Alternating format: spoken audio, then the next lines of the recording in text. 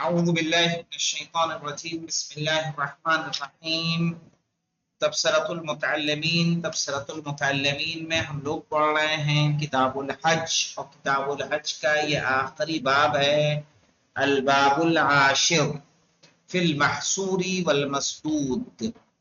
صحیح ہے، مسدود کہتے ہیں جس کو کسی حکومت نے روک دی، حکومت نے روکا ہو یا دشمن نے روک دیا ہو حج کرنے سے، سمجھ رہے مولانا؟ احرام باندھا، احرام باندھنے کے بعد پتہ چلا حکومت نے اس کو قید میں ڈال دیا یا دشمن نے اسے دھمکی دے دی، اور محصور اسے کہتے ہیں کہ جو بیماری کی وجہ سے احرام باندھنے کے بعد حج انجام دینے کے قابل نہ بچے۔ سمجھ میں آیا؟ فی المحصوری والمسدود۔ المسدود کس کو کہیں گے؟ کہہ رہے ہیں الممنوع بالعدو، وہ جسے دشمن نے کیا کر دیا ہو، روک دیا ہو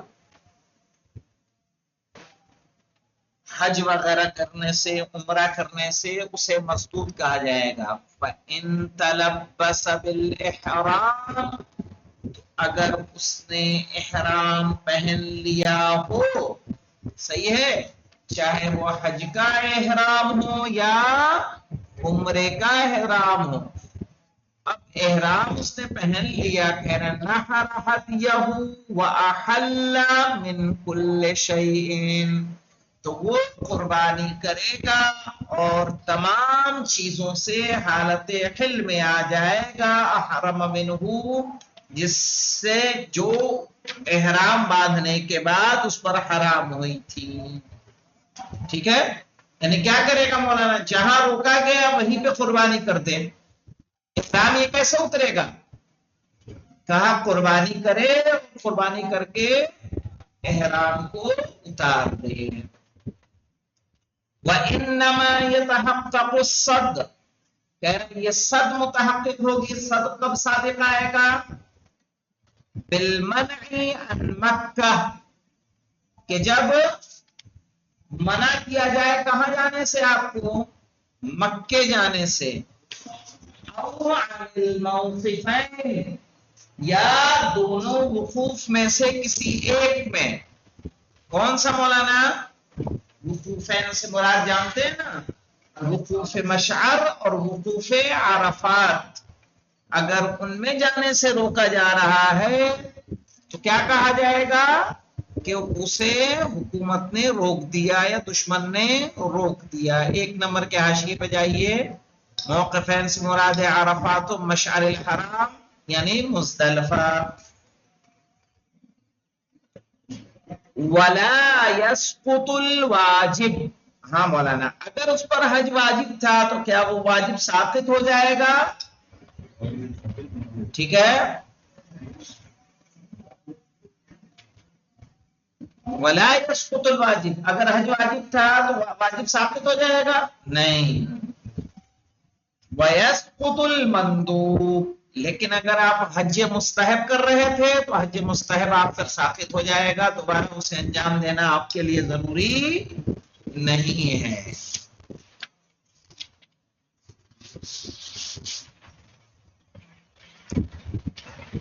سمجھ میں آ رہا آپ لوگوں کو؟ ولا يسقط الواجب، واجب ساقط نہیں ہوگا۔ ويسقط المندوب، اور مندوب ساقط ہو جائے گا۔ ولا يصح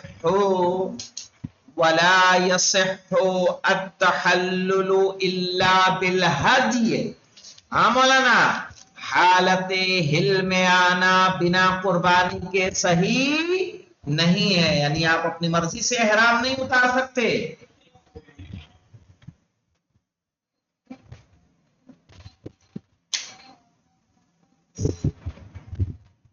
ولا يصح التحلل الا بالهدي، حالت ہل میں آنا بنا قربانی کے صحیح نہیں ہے۔ وَنِيَّةُ التَّحَلُّلِ، اور کیا ہونا چاہیے مولانا؟ تحلل کی نیت بھی ہونا چاہیے۔ یعنی کہنے کا مطلب ہے مولانا،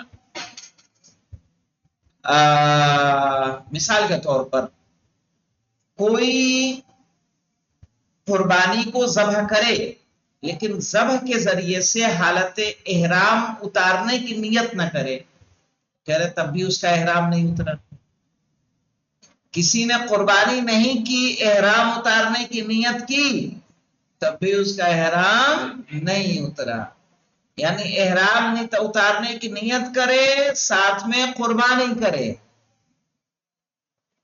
تب جا کے احرام اترے گا۔ صرف قربانی کرے، نیت نہ کرے احرام اتارنے کی، تو احرام نہیں اترے گا۔ احرام کی نیت اتارنے کی کرے، قربانی نہ کرے، تب بھی احرام نہیں اترے گا۔ صحیح، اسی لیے کہا انہوں نے وَنِيَّةُ التَّحَلُّلِ، اس قربانی کے ذریعے آپ کیا کریں کہ میں اس قربانی کے ذریعے اپنے یہ قربانی میں احرام اتارنے کے لیے انجام دے رہا ہوں۔ وَيُجْزِي هَدْيُ السِّيَاقِ عَنْهُ، مولانا یہ آپ کو پہلے گزر چکا ہے کہ اگر کوئی حج قران کر رہا ہے تو حج قران والے کو اپنے ساتھ قربانی لے جانا ہے نا۔ اب ایسی صورت میں کہہ رہے ہیں اگر کوئی قربانی وہ لے کر گیا ہے، وہی قربانی کے جانور کو ذبح کرنا اس کے لیے کیا ہو جائے گا؟ کافی ہو جائے گا۔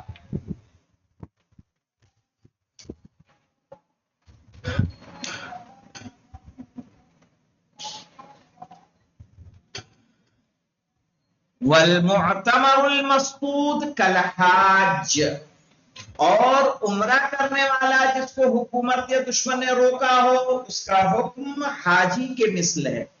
یعنی جس طرح سے حج کے حکم میں ہم نے بیان کیا، وہی کس کا حکم رہے گا؟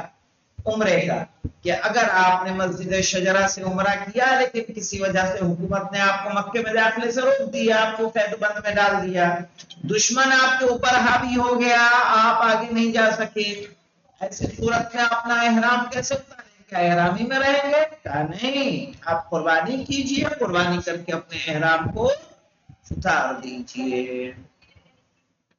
اب دیکھیے مولانا محصور کس کو کہتے ہیں؟ والممنوع بالمرض، وہ جس کو کس نے روک دیا ہو؟ بیماری نے۔ احرام باندھنے کے بعد اگر کوئی ایسا بیمار ہو جائے کہ وہ اپنے اعمال کو بجا نہ لا سکے، فَيَبْعَثُ هَدْيَهُ إِن لَمْ يَكُنْ قَدْ سَاقَ، فَيَبْعَثُ هَدْيَهُ، تو وہ اپنی قربانی کو بھیجے، إِن لَمْ يَكُنْ قَدْ سَاقَ، اگر وہ قربانی اپنے ساتھ نہ لے گیا ہو۔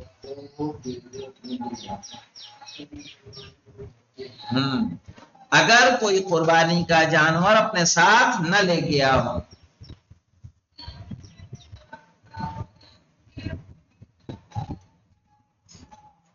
وَإِلَّا اقْتَصَرَ عَلَى هَدْيِ السِّيَاقِ، صحیح ہے، ورنہ اکتفا کرے گا اس قربانی پر جو ساتھ لے گیا ہے۔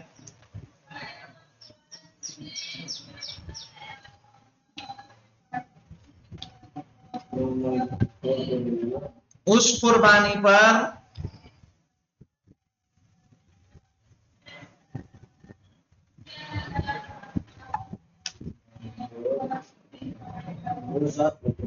جو ساتھ لے گیا ہے۔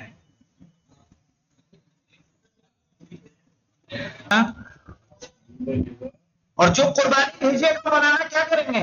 دیکھیے مولانا یہ یاد رکھیے گا،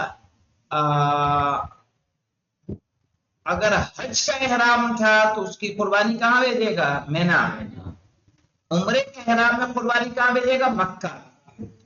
کہہ رہا فَإِذَا بَلَغَ مَحَلَّهُ، تو جب قربانی اپنی جگہ پر پہنچ جائے، وہ جگہ کون سی ہے؟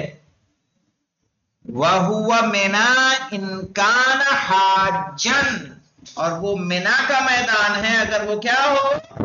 حاجی ہو، حج کا احرام پہنا ہو۔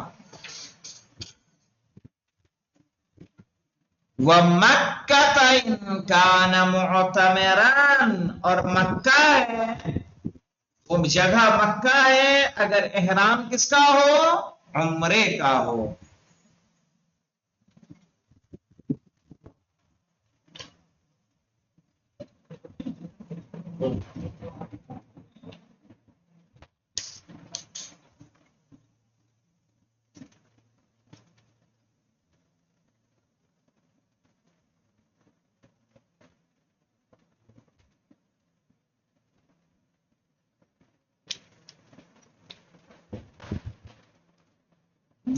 ہاں، قصرا و احل، تو تقصیر کرے گا اور احرام اس کا اتر جائے گا، الا من النساء، سوائے عورتوں کی، عورتیں اس کے اوپر حرام رہیں گی.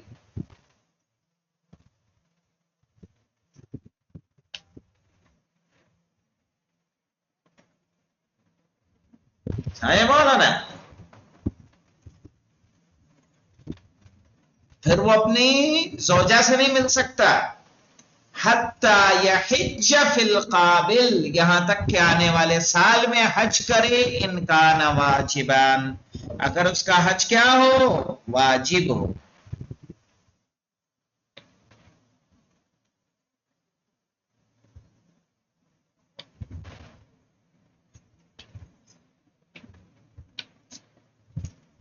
او یطاف طواف النساء عنہ ان کان ندبان، اور اگر مستحب تھا حج تو اس کے بدلے میں طواف النساء نیابت میں کی جائے. صحیح ہے نا، کسی کو بول دے کہ میری طرف سے طواف النساء کر لینا تو وہ طواف النساء ہو جائے گا. یہ کب ممکن ہے؟ ان کان ندبان، کب کیا ہو، مستحب ہو.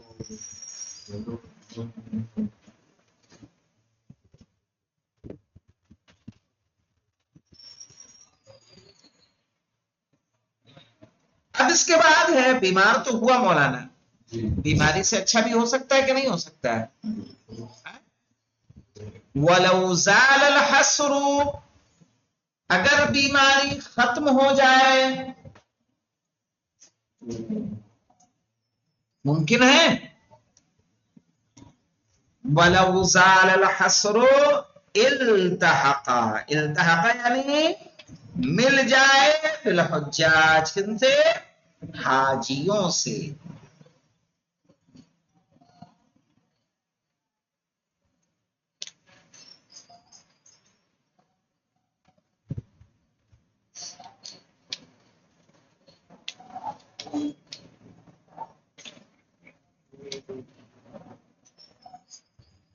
فَإِنْ أَدْرَكَ أَحَدَ الْمَوْقِفَيْنِ صَحَّ حَجُّهُ، اور جب حاجیوں سے ملے، اور حاجیوں سے ایسے وقت میں ملے کہ کوئی ایک موقف کو اختیاری حالت میں درک کر لے، یا تو عرفات کو حالت اختیاری میں درک کر لے، یا مشعر کو، پتہ چلا مشعر نکل گیا، عرفات نکل گیا، مشعر میں سب کو پا لیا، اور دونوں نکل گئے، بعد میں مینا میں مل رہا ہے کہ نہیں، پھر حج نہیں صحیح ہوگا.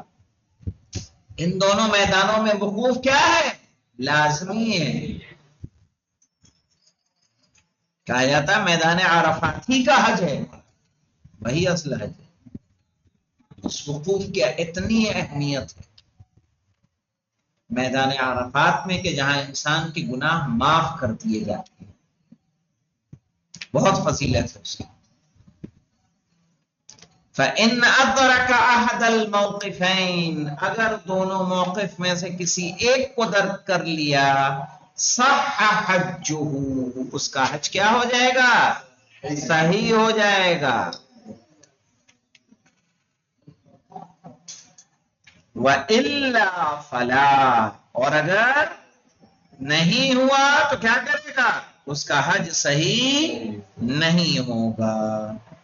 صحیح ہے. اس کے آگے بھی ہے کچھ.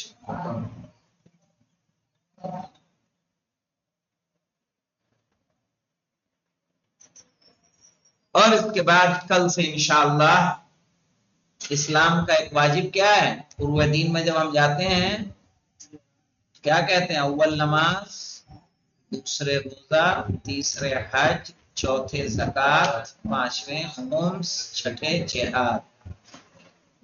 جہاد بھی کس میں سے ہے؟ فروع دین میں سے ہے. آپ نے کیا کیا پڑھ لیا مولانا؟ طہارت پڑھ لی، صلاۃ پڑھی، زکوٰۃ پڑھی، صوم پڑھا، حج پڑھا، اب آ جائے گا جہاد. ٹھیک ہے، انشاءاللہ ان سب کو پڑھیں گے. اور جہاد میں بھی بہت اہم اہم باتیں ہیں. جہاد میں بھی بہت عمدہ عمدہ باتیں ہیں. کس طرح سے جہاد ہوگا، کتنے گروہوں میں تقسیم کیا جائے گا، طریقہ کار کیا اختیار کیا جائے گا، وہ سب ہم لوگ یہاں پر جانیں گے. الحمدللہ رب العالمین. کسے قتل کر سکتے ہیں، کسے قتل نہیں کر سکتے، کس کو قیدی بنائیں گے، وہ ساری باتیں یہاں پہ آئیں گی.